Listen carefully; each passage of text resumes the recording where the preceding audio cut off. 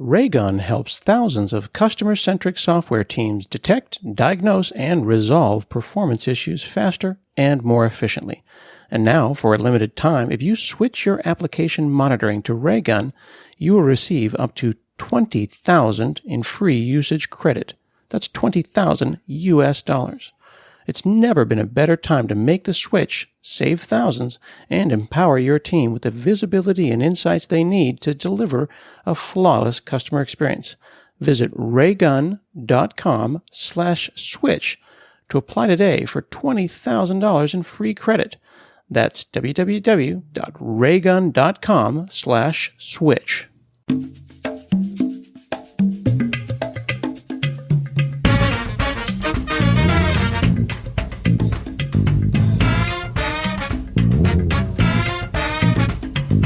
Hi, this is Scott Hansel, and this is another episode of Hansel Minutes. Today, I'm pleased to be talking with Dr. Stephanie Kelton.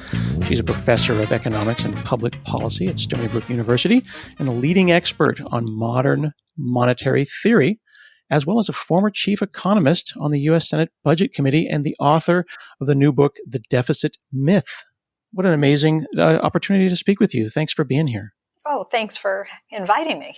I've done all of the research that I can as a lay person. And, I was trying to think about how I felt about this book and its place.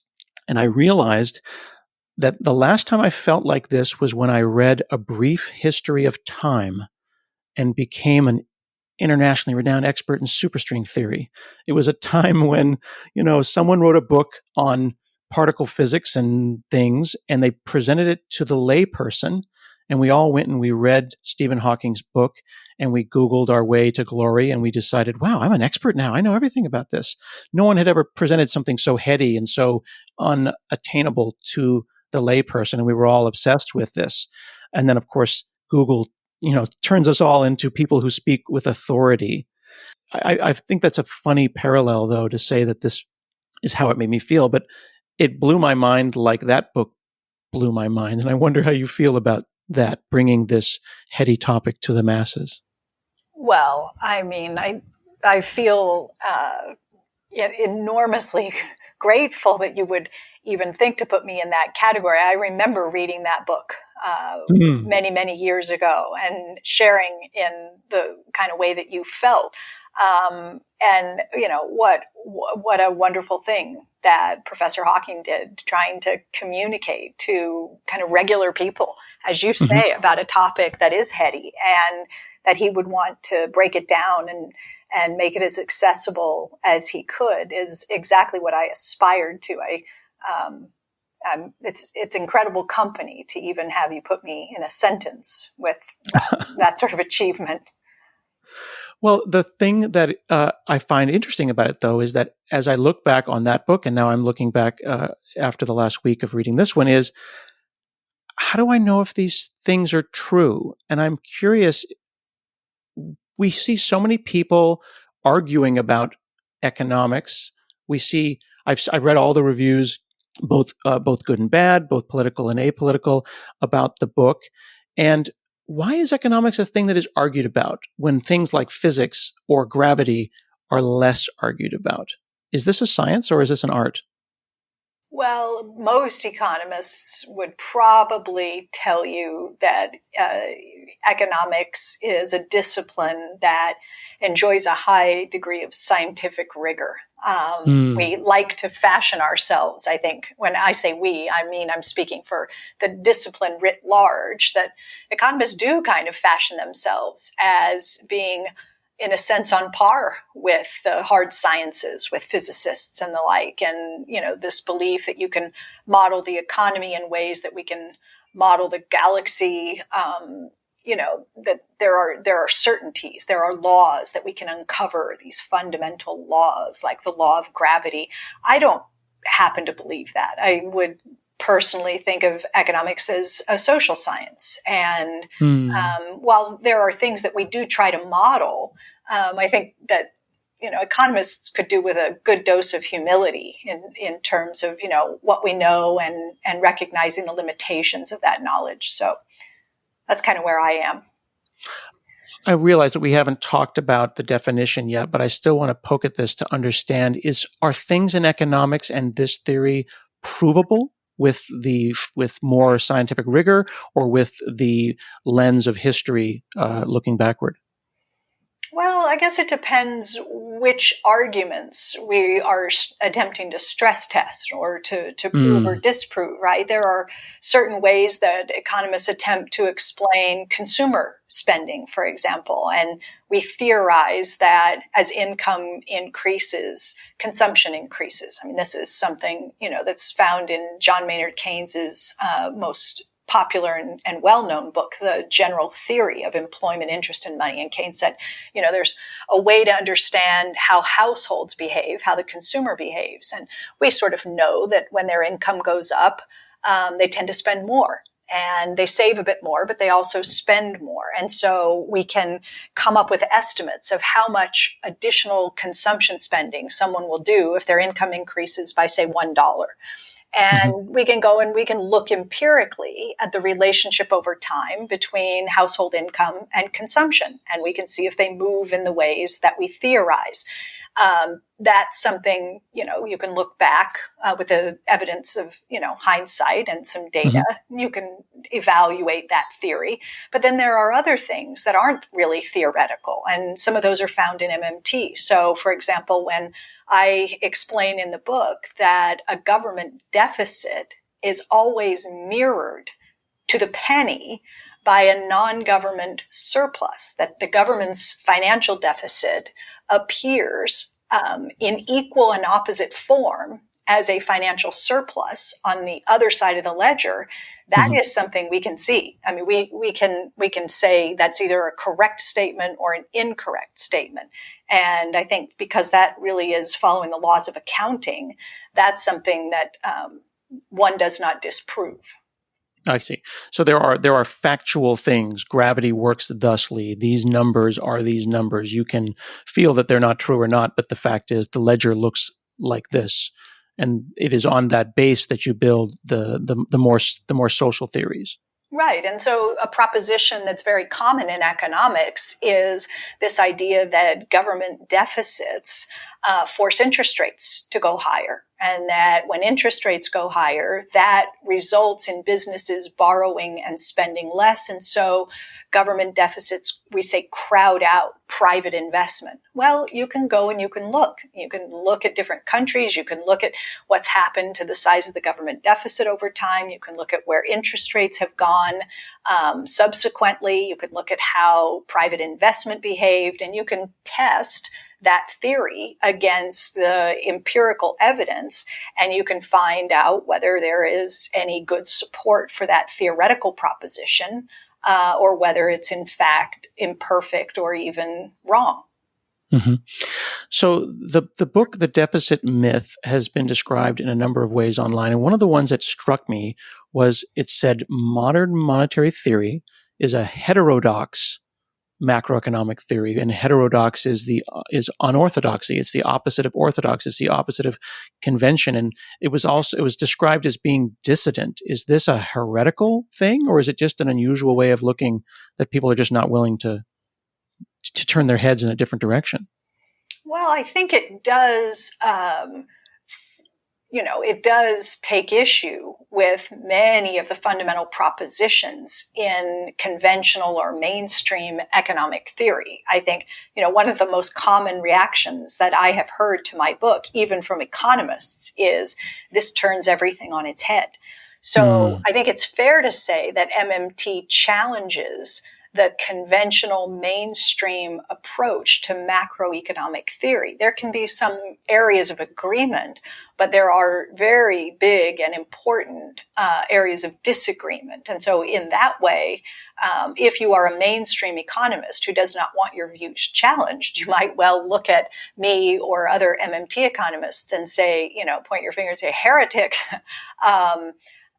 or other pejoratives. But I think that, I don't try to get too bogged down in the labels and that sort of thing.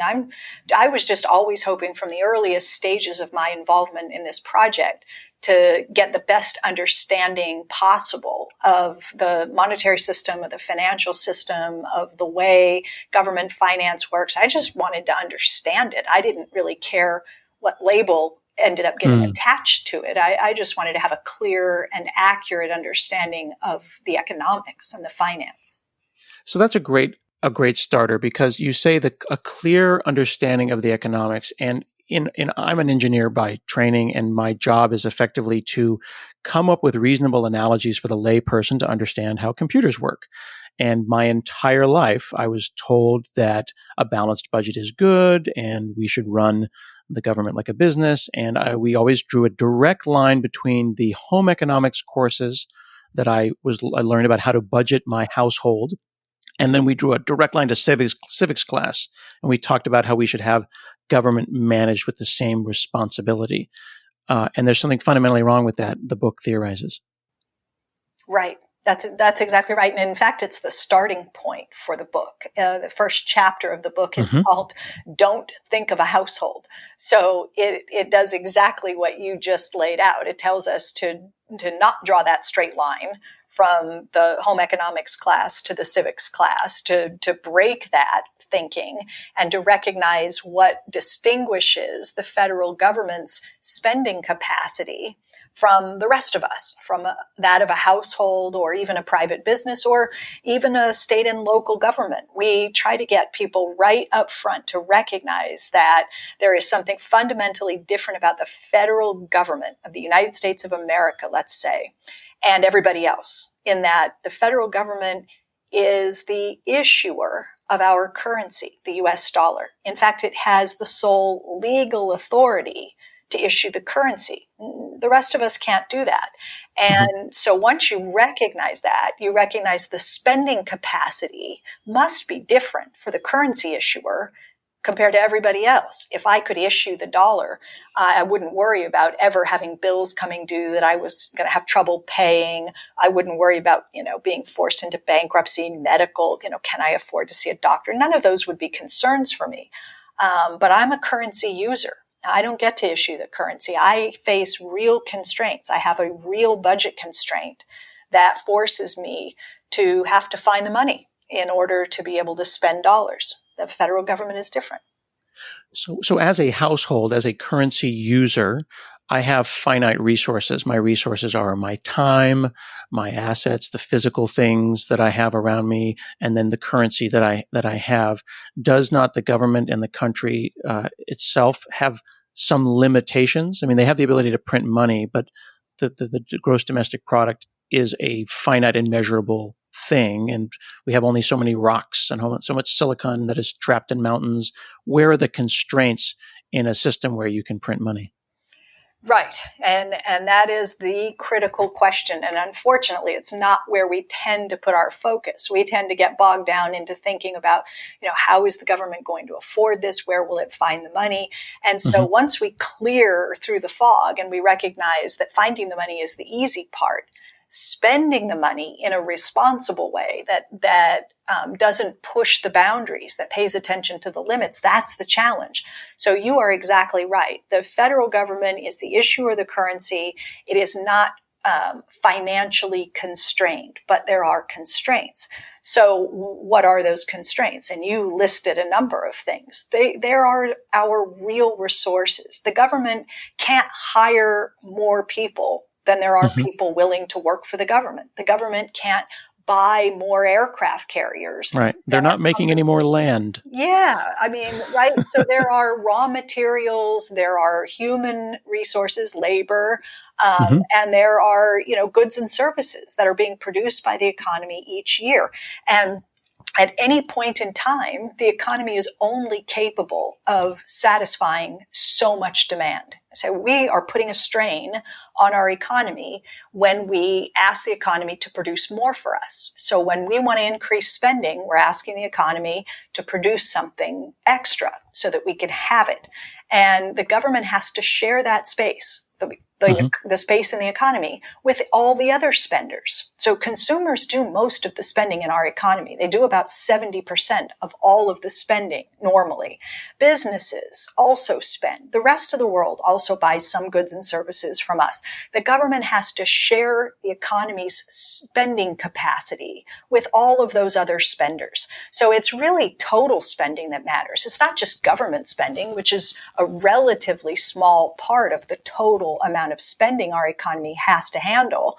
But the government could increase its own spending and push the total beyond the economy's productive capacity. And the punishment for that would be some rising prices. You would see inflationary pressures. I know that the country of Zimbabwe appeared once in the book, as well as others in similar situations. And my wife is Zimbabwean, and I personally was in Zimbabwe and ended up burying my father-in-law by paying for his funeral and the coffin with a wheelbarrow full of trillions and trillions of dollars. And the dollars were Zimbabwean dollars that were actually printed on just one side because it was not worth their time to print on the other side of the paper. They printed their own money, but their situation is different than ours. Why? Well, Zimbabwe experienced a hyperinflationary episode. They can happen, and they have happened. You know, it's surprising, maybe in some respects, how few instances of hyperinflation there have been in the history of the world. There haven't been all that many, about 60 total since the beginning of time. But what happened in Zimbabwe, look, I'm not an expert, but as I understand the situation in Zimbabwe, what happened is that Robert Mugabe came to power. This is an agricultural economy. Land was taken from the whites who had been farming the land. And in an effort to reward the freedom fighters, which one could understand, he redistributed land to the blacks who had, let's say, no experience farming the land. And you ended up with food shortages, massive, food shortages, had to import food from other countries in order to feed the population. Yes, the government was printing money, but you have this confluence of events where you simultaneously have a collapse in the supply side of the economy, the productive capacity, right? And so a guy like Milton Friedman, the Chicago school economist who famously quipped that inflation is always and everywhere a monetary phenomenon. He said he described it as too much money chasing too few goods. I think a lot of us tend to believe that inflation happens because of the too much money part.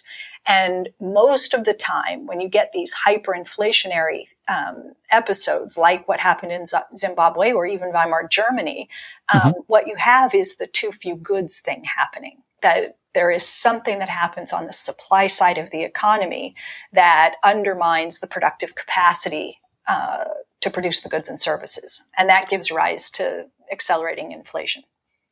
That I appreciate that you brought that up, and I didn't mean to sideswipe you with the Zimbabwe thing, but I was drawing a parallel because you just answered my next question, which was, I thought that inflation happens when you start diluting the value of money, and a way to dilute it is to add more into the system. And I was drawing a parallel in my mind of like a company that adds more stock shares. They just pick stock out of thin air, and now there's more shares, which dilutes the available stuff. But now I'm realizing from what you said before that that stock person can believe that their stock is a currency, but it's not.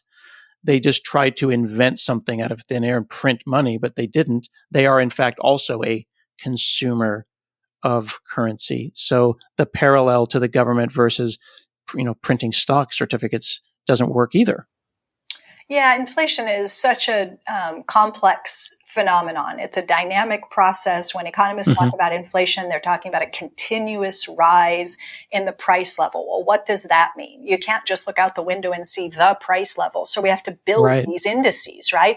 And so we put a bunch of goods and services into a thing we call a basket of consumer goods. Then we weight those items. Then we track the movement of prices of healthcare and housing and energy and all the other things that go into the basket over time. And then we say, well, that basket is becoming more expensive or less expensive over time. And, obviously you can have headline inflation that is totally uncorrelated with any increase or movement in the money supply. It doesn't have anything to do with diluting the value of the currency by printing up more. You just say, people with pricing power, like pharmaceutical companies, health insurance companies, raise premiums and prescription drug prices, and healthcare costs accelerate, and that feeds into headline inflation. And you say, oh, well, there's inflation. Or the government could decide to pay more for the same things and redefine the currency down. And so that would be another way that, we could talk about the impact of government spending on inflation. Yeah, and your point about the supply side in Zimbabwe, I was there and I lived it, and that's exactly what happened. The inflation was driven by there was no stuff. The cupboard was bare. No one wants to manage databases if they can avoid it. That's why MongoDB made MongoDB Atlas, a global cloud database service that runs on AWS, GCP, and Azure. You can deploy a fully managed MongoDB database in minutes with just a few clicks or a few API calls. MongoDB Atlas automates deployment, automates updates, handles scaling, and more so that you can focus on your application instead of taking care of your database. You can get started free at mongodb.com/Atlas. Now, if you're already managing a MongoDB deployment, Atlas has a live migration service, so you can migrate it easily with minimal downtime and then get back to what matters. Stop managing your database and start using MongoDB Atlas. Shifting to the psychological aspect of this, all my life I was told that the debt clock that's in Times Square was scary. And I saw that there was a section in the book where you were working on the budget committee, and one of the senators felt that there were not enough zeros when describing a trillion, which is like a million. So they wanted to actually print out all the zeros.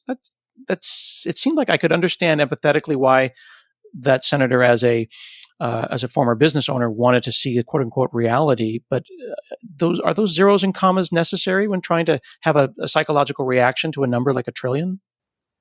Well, they're not necessary, but they were, I guess from his perspective, they were necessary because they were going to help him achieve a particular goal, which was to get people more excited, more agitated about the size of the national debt and the deficit. So instead of having, I was talking in the book about the Congressional Budget Office, which puts out annually these long-term budget outlooks. And so they look into the future and project how much debt the U.S. government will have issued, 10 years, 40 years, 75 years from now. What is the debt to GDP ratio going to be, and all this sort of thing?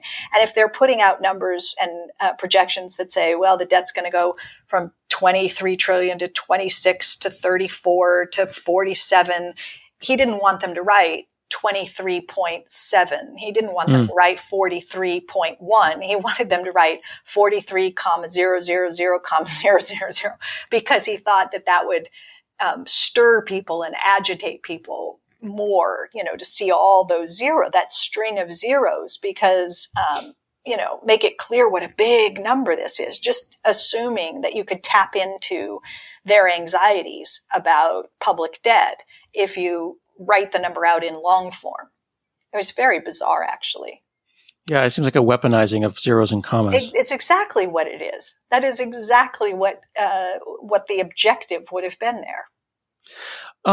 So I've always had a sense of what balanced budget means to me. My budget, we think in the house here, is balanced, but my scale is entirely different than the government scale. So you indicate that we should not be comparing debt and the national debt and putting that on one side of the scale. What is the correct scale for a healthy country look like?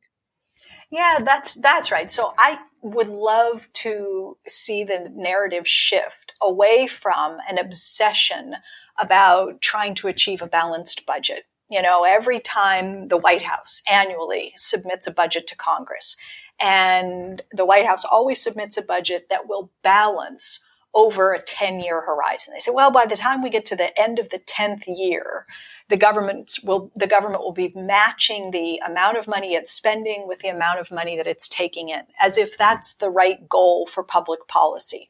So I would like to see us stop trying to force the budget into balance, and for us to start recognizing all of the various deficiencies and deficits in our real economy, and to work hard to rebalance our economy so that we're achieving a broadly balanced economy. So what would that look like? Well, let's start with the most important goals of economic policy. And they are the goals that we have given to the Federal Reserve, that Congress has told the Fed, this is what a good economy looks like.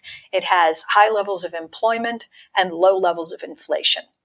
I think those are good goals. Let's aim for full employment and relative price stability, right? Low and stable inflation. Those are good goals, but I would go further, right? I think that we should also attempt to achieve a better balance in terms of the distribution of wealth and income in the economy. Right now, we have extreme imbalances. We have allowed the distribution of income and wealth to widen to levels not seen since, the robber baron era, the pre-Great Depression in the 1920s. It's too much inequality. The Federal Reserve will tell you that. Many on Wall Street will tell you that once we allow inequality to become this extreme, that it actually is bad for the way our economy works. Never mind that it becomes corrosive to democracy, because all of that financial concentration of wealth gives people too much influence over the political process, right? So I think that we need to think about how we want to rebalance the economy, climate, right? What does a balanced economy look like? And use the budget as the tool to achieve those broad goals. And if the budget has to be unbalanced to generate a balanced economy, then I want to say that the budget outcome is the right one. I want to call it a balanced budget, even if taxes and spending don't equal one another. Is there a fundamental disconnect about what we want to do? Like, I'm the president of our HOA, and everyone said that they wanted a basketball hoop, at the park down the street. And then a small but loud minority thought that basketball hoop was a bad idea because they weren't kids and they weren't interested in that. And, this whole thing fell apart because of the way our rules worked, that we needed their votes, et cetera, et cetera. Long story short, there's no basketball hoop, but we found some money for some other stuff that everyone agreed on. It seems like there's always money for, we never said we have no budget for this war, or we've never had no budget for that. We just did the big COVID-19 bailout, but I didn't see one go for schools. Without being political, and again, I'm not trying to say I'm on one side or the other, it seems like a fundamental disagreement about what we want to spend our money on, because we seem to be able to find it for some things, but not others. Well, you're right. I mean, Congress is there, at least in theory, to act as representatives of the voters who elect them into these positions. And while they're there, it seems to me that they should be working hard to deliver on an agenda, right, to set priorities, because we can't have everything. We do have to prioritize. There are limits.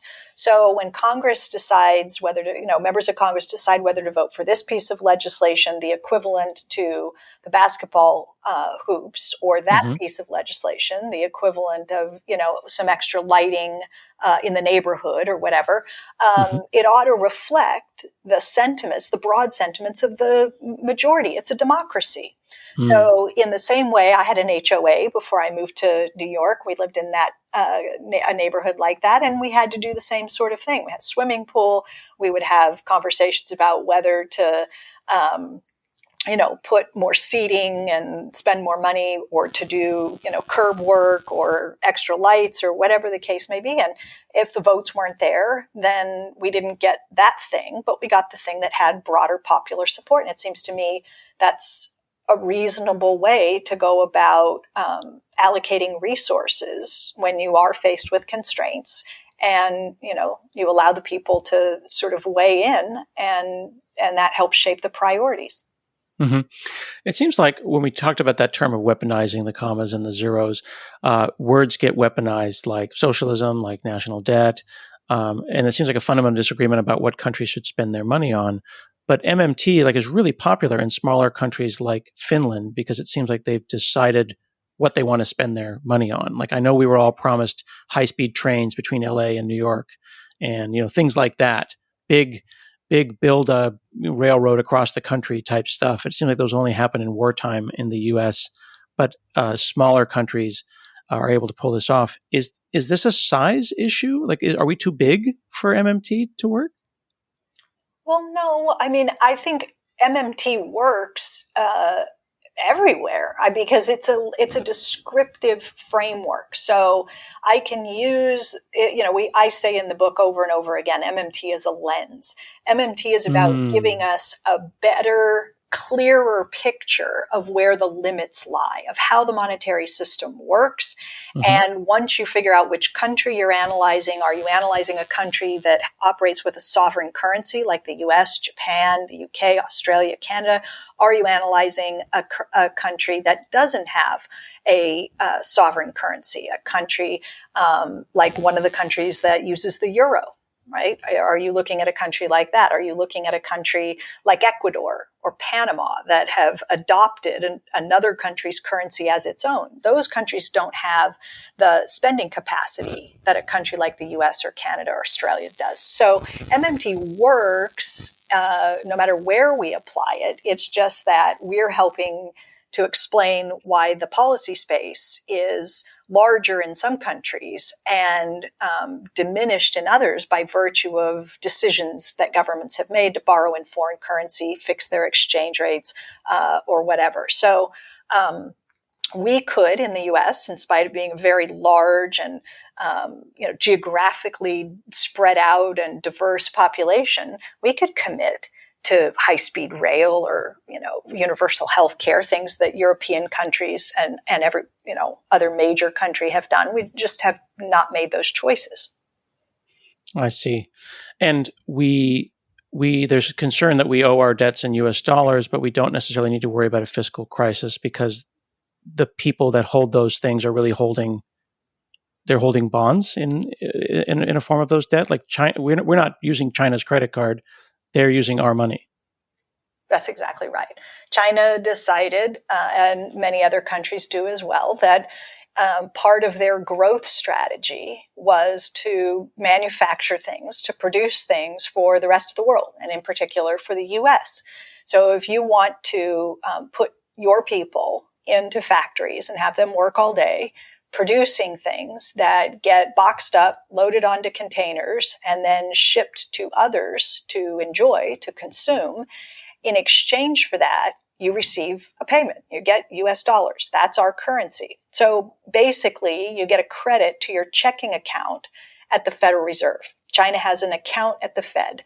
So we take their stuff. I say take. Okay, we purchase their stuff, and then they get a credit to their account at the Fed. China can do what anyone else with US dollars can do. They can turn those dollars in and get government bonds instead. And so when they do that, they're holding what's effectively an interest-bearing form of US currency. That's a government bond. And those bonds have maturity dates, right? It's a 10-year bond, it's a 30-year bond, whatever. When the bond matures, it converts back into its original form. It converts back into the dollar. So to pay back China, all we're talking about is shifting the dollars that are in China's securities account at the Fed, basically a savings account, back into their checking account. And it's no more complicated than that. Just shifting dollars from one form of holding to another form of holding. So as we get towards the end, when I think about the word macro in the context of macroeconomics, I used to think about it in terms of, the big picture worldwide, but I wonder, how does time fit into that? What does this look like in 100 years? Because there's a lot of historical comparisons to unemployment and depressions, multiple depressions over the last couple of 100 years. But isn't the information economy fundamentally different? The unknown of what 2100 looks like, or 200 years in the future. Will we be coming up with words for numbers that are too big? Like, can quadrillion be a national debt in 100 years, and that's okay? Well, it already is in Japan. Oh my. Yeah. So in yen, because, that's their unit of Sure. account. So if you said to the Japanese central bank or the finance minister, how large is the Japanese government debt? You would hear the word quadrillion. So, sure. I mean, if we stretch out into a far enough time horizon, and Congress is still committed to coordinating its spending, its deficit spending, by selling bonds, then that stockpile of treasuries can grow over time. And notice that I said, if Congress is still committed to selling bonds, because it doesn't have to. The U.S. government, because it's the issuer of the dollar, never has to borrow its own currency from anyone in order to spend. We don't have to go to China. The government doesn't have to go to people who have dollars and say, could we take those back from you and replace it with a bond because we really need the dollars? You're the issuer of the dollar. So at any point in time, the U.S. government could decide, if it wanted to take away the option to hold your dollars in interest-bearing form. Say, we're not going to sell you treasuries any longer because it makes people too anxious and it leads to too much confusion. We've decided it's not worth the trouble. It mostly provides a subsidy to wealthy investors who like to park their dollars in a safe, risk-free, interest-bearing security called a U.S. Treasury. We're not convinced that serves the public purpose to provide hundreds of billions of dollars of interest income payments every year. So we're just going to stop doing it.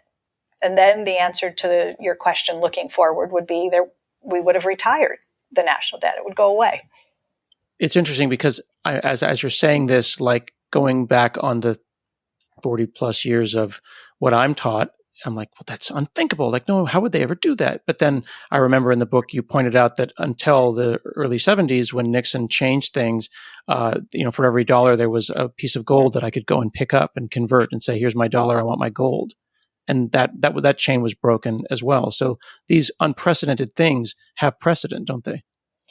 Yeah, the government can always change the legal rules, the institutions, the responsibilities that rest with the Fed versus Congress or Treasury. All of that is, those are all decisions taken by a legislative body. And we write and rewrite laws all the time. So, yeah, the future could look very different from what we were both trained, frankly, to understand about how this all works.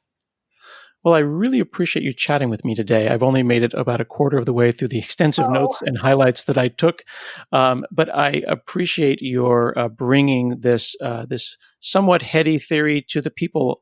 My last question, I guess, would be, what should I, as a layperson, as a consumer, as a user of currency, do with information in a book like this? Oh boy. I mean, I hoped and hope now that what the book does is kind of level the playing field so that we're empowering readers to participate in different ways in the public debate, so that, I have this image in my mind because I've seen it in action, where a member of Congress comes back to his or her home district and goes before constituents in a town hall sort of setting to answer questions and be held accountable. And, their constituents say, hey, it has been 10 years or whatever. We've been looking for some infrastructure investment. What is going on that you guys can't come together and pass an infrastructure bill or whatever it is, right? They ask for. And their lawmaker says, listen, I completely agree with you. I sympathize. I wish we could put more money into education or healthcare or infrastructure, or whatever, but it's this deficit, right? There's no money for this stuff. That's where I hope the book becomes important and powerful to average people so that they can push back on that and say that excuse isn't going to fly. Not any longer. We know that Congress can always fund its priorities in the same way that you funded the tax cuts, in the same way you do defense, in the same way we're doing coronavirus right now. We've always had the power to do this. You just have to make a commitment and deem it a priority and then fund it. And as long as the economy has the capacity to safely absorb that spending, you don't even have to go around looking for tax increases and all the rest of it. There's some low-hanging fruit there, so go get it done. Fantastic. The book is The Deficit Myth, Modern Monetary Theory and the Birth of the People's Economy by Dr. Stephanie Kelton. Thank you so much for chatting with me today. This has been another episode of Hansel Minutes, and we'll see you again next week.